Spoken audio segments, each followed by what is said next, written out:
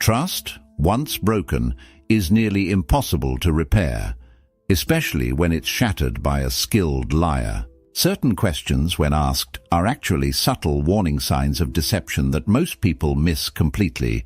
These questions aren't random. They're calculated tactics that manipulative people use to gain your trust while actively betraying it.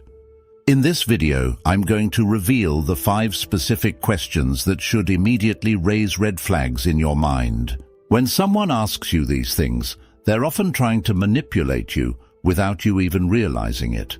These tactics are used every single day in relationships, workplaces, and even casual conversations. By recognizing these questions, you'll be able to protect yourself from people who don't have your best interests at heart. You'll develop an almost sixth sense for detecting when someone is trying to deceive you. What I'm about to share could change how you view your interactions forever. Don't worry if you've fallen for these tactics before. Most people have without even knowing it. It is crucial that you don't skip any part of this video. Each question builds upon the previous one, creating a complete picture of how liars operate. If you're short on time, I recommend watching at 1.5 or 2 times speed rather than skipping sections. Once time is lost, it's never regained, just like trust. Let's get started by jumping right into the first question that should make your alarm bells ring. It's one of the most common yet sneaky tactics liars use. Don't you trust me? 4 simple words that pack a powerful manipulation punch. Think about it. Has someone ever asked you this when you questioned their story? It's like they flipped a switch and suddenly you're the bad guy. That's exactly what they want. This question isn't innocent. It's a calculated move to shift the responsibility from their suspicious behavior onto your shoulders. When someone asks, "Don't you trust me?" they're not really asking about trust. They're forcing you to defend yourself instead of explaining themselves. Pretty clever, right? It's like when a kid gets caught with cookie crumbs on their face and says, "Don't you believe me?" instead of explaining the empty cookie jar. This happens everywhere. Your partner mysteriously disappears for hours, and when you ask where they were, they hit you with, "Don't you trust me?" Your co-worker misses a deadline, and when you follow up, they respond with, "Don't you trust that I'll get it done?" Your friend borrows money repeatedly without repaying, and when you hesitate to lend more, they ask, "What? Don't you trust me now?" Here's what makes this question so dangerous. It creates guilt. When someone asks if you trust them, saying no feels terrible. We're wired to maintain relationships, and admitting distrust feels like breaking a social contract. So instead we back down. We apologize. We drop our perfectly reasonable concerns. Watch for these warning signs when someone asks this question. They'll often cross their arms defensively. Their voice might get louder or more emotional. They'll avoid addressing your actual concern and keep circling back to the trust issue. They might even throw in past examples of when they were trustworthy as evidence. When this happens, don't fall into the trap. Instead of getting defensive, try saying, "This isn't about trust. I'm asking about this specific situation." Or, "I'd like to focus on the facts right now." Or, my personal favorite, "Trust is built through transparency, not by avoiding questions." Recognizing this question for what it really is, a manipulation tactic, protects you from deeper deception. Once you understand that "don't you trust me" is actually a red flag, you'll stop feeling guilty for asking reasonable questions. You'll maintain your right to seek clarity and hold others accountable. The first question liars ask to avoid responsibility is, "Don't you trust me?" And now you know exactly why you shouldn't fall for it. Moving to our second question, we need to talk about another phrase that rolls off a liar's tongue so smoothly you might miss its manipulation. Question number 2 is, "Why would I lie about that?" Have you ever noticed how this question makes you second-guess yourself? I remember witnessing a friend confront her boyfriend about text messages she found. His immediate response, "Why would I lie about something so trivial?" Her face showed that mixture of confusion and doubt we all feel when hit with this question. The psychology behind this question is fascinating and honestly a bit scary. When someone asks, "Why would I lie about that?" they're not inviting you to explain your suspicions. They're planting the suggestion that they have no motive to lie, which creates a false sense of transparency. It's like they're saying, "Look at how open I'm being by even discussing my own honesty." But in reality, they're dodging accountability through this rhetorical smokescreen. This question creates doubt in your mind. You start thinking, maybe they really don't have a reason to lie. The truth is, people lie for countless reasons: to avoid consequences, to maintain their image, to get what they want, or sometimes just because they can. You'll encounter this in many situations. A salesperson pushes a product with inflated claims, and when questioned says, "Why would I lie and risk losing a customer?" A child denies breaking something despite evidence and asks, "Why would I lie when I know you'd find out?" A politician faced with contradictory statements says, "Why would I lie about something so easily verified?" What's particularly revealing is when liars use this question. They typically deploy it immediately after being questioned, before you've even accused them of lying. This immediate defensive position is actually offensive. It's designed to make you back down. When faced with this question, shift the focus back to facts instead of intentions. Try responding with, "I'm just trying to understand what happened," or "I'm not making accusations, I'm seeking clarity." These responses maintain the conversation without getting derailed by their deflection. By recognizing this tactic, you prevent the gaslighting that often follows. You preserve your own reality instead of letting someone else's manipulation cloud your judgment. If you're finding value in these insights and want to support more content like this, consider hitting the subscribe button. Your support helps us continue creating content that protects people from manipulation. Now, let's continue with our third question that liars commonly use. When someone leans in close and whispers, "Can you keep a secret?" It feels special, doesn't it? Like you're being chosen for something exclusive. That warm feeling of being trusted is exactly what makes our third question so dangerously effective. This seemingly innocent question is actually a sophisticated trap that manipulators deploy with remarkable precision. When someone asks if you can keep a secret, they're not just checking your discretion. They're setting up a false sense of intimacy and testing how easily they can cross your boundaries. What happens next is fascinating. Once you say yes, and most people do, because refusing makes you seem untrustworthy, you're suddenly bound by an unwritten contract.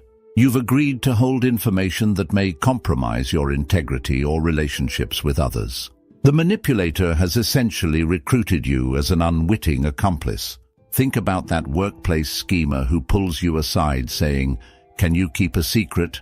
I'm not supposed to tell anyone this about the boss." Or the friend who says, "Can you keep a secret? I shouldn't tell you what they said about you." Or the partner who whispers, "Can you keep a secret? I've been talking to my ex, but it's totally innocent." In each scenario, you're being tested. Will you keep harmful secrets? Will you participate in gossip? Will you accept dubious behavior? Your answer reveals how malleable your boundaries are. The warning signs are subtle but crucial to notice. Does the person seem oddly excited to share this secret? Do they emphasize how they're only telling you? Are they sharing information that clearly violates someone else's privacy? Is the secret designed to damage your opinion of someone else? These are all red flags that the secret is actually bait. When faced with this question, protect yourself with responses like, "I prefer not to keep secrets that might put me in an uncomfortable position," or "I value honesty in all my relationships," or simply, "Why does this need to be a secret?" By recognizing this tactic, you avoid being drawn into triangulation, where the manipulator positions themselves between you and others, controlling information flow and creating divisions they can exploit. You maintain your integrity and stay true to your values. The power of this awareness is truly life-changing. Once you understand that "can you keep a secret" often precedes manipulation, you'll feel that split second of caution before answering. That pause might save you from becoming entangled in someone else's deceptive web. The third question liars ask is, can you keep a secret? And now you've got the insight to respond wisely. If you're finding this information valuable and want to support the channel and the work being done, you can leave a donation by clicking the thanks button just below this video. Your support makes it possible to continue creating content that helps people protect themselves from manipulation. Let's continue.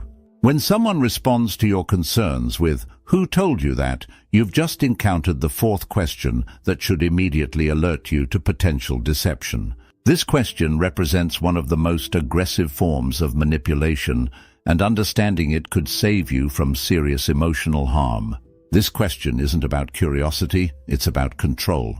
When a manipulator asks who your source is, they're not interested in addressing the issue you've raised. They're hunting for the person who betrayed them so they can cut off your information supply. It's like a general trying to identify and eliminate the spy in their ranks. The psychological impact of this question is profound. It creates immediate intimidation. The tone often shifts from defensive to offensive, making you feel like you've done something wrong by having this information. The question carries an implied threat, not necessarily of physical harm, but of social consequences for both you and your source. Consider how this plays out in real situations. A manager caught in a lie demands to know which employee revealed the truth. A cheating partner asks which friend told you about their suspicious behavior. A manipulative friend questions who poisoned you against them when confronted about their harmful actions. In each case, the focus moves away from their behavior and onto your sources. The behavioral changes that accompany this question are telling. The person often becomes visibly agitated. Their posture becomes more aggressive. They might lean forward, raise their voice, or suddenly become extremely calm in a controlled, threatening way.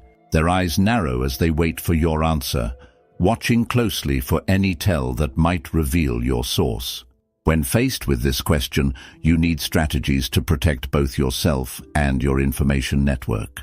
Try responses like, "That's not relevant to the issue we're discussing," or "Multiple sources have confirmed this," or "I'd prefer to focus on whether it's true rather than who told me."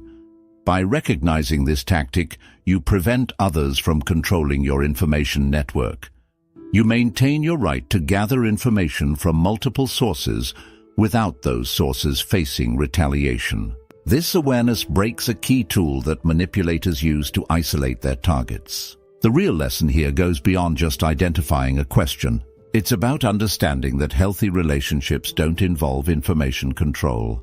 Trustworthy people focus on addressing concerns, not attacking sources. When someone's first instinct is to ask, "Who told you that?" instead of addressing the issue, they're revealing their priorities. Controlling the narrative matters more than addressing your concerns. The fourth question liars ask is, "Who told you that?" And now you're equipped to respond in ways that maintain your power in the conversation. Don't you remember? Such a simple question, yet one that can make you question your own reality. As we reach our fifth and final question that liars ask, I invite you to pause and reflect on a time when someone made you doubt your own memory. Maybe it was a partner who insisted you agreed to something you don't recall discussing. Perhaps it was a colleague who claimed you made a mistake you're certain you didn't make. Or possibly a family member who rewrote history during an argument. That uncomfortable feeling of uncertainty, of wondering if your mind is playing tricks on you, that's exactly what manipulators want you to feel. Don't you remember? Is the hallmark question of gaslighting, a form of manipulation that makes you question your perception of reality. When used by a liar, this question isn't a genuine attempt to refresh your memory. It's a deliberate strategy to erode your self-trust and replace your reality with their version of events. What makes this question so powerful is the cognitive dissonance it creates. Most of us understand that human memory isn't perfect. We've all forgotten things before. So when someone confidently claims we've forgotten something important, it creates internal conflict. We think, could I really have forgotten that? Am I losing my grip? This tactic appears in both subtle and extreme forms. The partner who says, "Don't you remember? We talked about this last week," when no such conversation occurred. The boss who claims, "Don't you remember? I told you that deadline changed," to shift blame for poor planning. The friend who insists, "Don't you remember how badly they treated you?" to manipulate your feelings about someone else. Look for these warning signs. The person speaks with absolute certainty about events you don't recall. They become frustrated or concerned when you can't remember, as if your memory failure worries them. They might even provide elaborate details to make their false version seem more credible. And most tellingly, these memory discrepancies always seem to benefit them or their narrative. To protect yourself, try techniques like, "That doesn't match my recollection, but let's look at the facts we can verify," or "I keep pretty careful track of important conversations and I don't have any record of that," or simply, "Let's focus on the present situation rather than debating past events." These responses maintain your confidence in your own perception while avoiding unproductive arguments about who remembers correctly. Recognizing this question for what it is, an attempt to manipulate your reality, preserves your mental well-being and your trust in yourself. Once you understand that "don't you remember" often signals an attempt to revise history, you can hold firmly to your own experiences without being easily swayed. I invite you now to think about conversations where you've heard this question. How did it make you feel? Did you question yourself? And now, with this new awareness, how might you respond differently in the future? Our fifth and final question liars ask is, "Don't you remember?" And recognizing it is perhaps the most powerful protection of all. We've now uncovered all 5 questions that should immediately raise red flags in your conversations. Don't you trust me? Why would I lie about that? Can you keep a secret? Who told you that? And don't you remember? These aren't just random questions. They're calculated tactics in a manipulator's arsenal that often work together as a system of deception. The truth is, now that you recognize these patterns, you're already far ahead of where most people will ever be. You've developed a psychological immunity that many never acquire. But here's what separates those who truly transform their lives. Action. Will you be the person who watches this video, nods in agreement, then continues to fall for these exact same tactics? Or will you be the one who implements what you've learned? The difference is life-changing. Start by trusting your instincts when these questions arise. Document conversations with manipulative people, and most importantly, practice the response strategies we discussed. They become more natural with use. This knowledge isn't just a shield for yourself, it's protection for your entire community. Share these insights with those you care about. When we collectively recognize manipulation tactics, they lose their power. The suggested video appearing on your screen right now will take this journey further. The algorithm has selected content that builds perfectly on what you've just learned. Click it now to continue building your psychological armor against manipulation. Remember, authentic communication builds trust. Manipulation destroys it. Choose wisely who you allow into your inner circle, and never feel guilty for protecting yourself from those who would deceive you.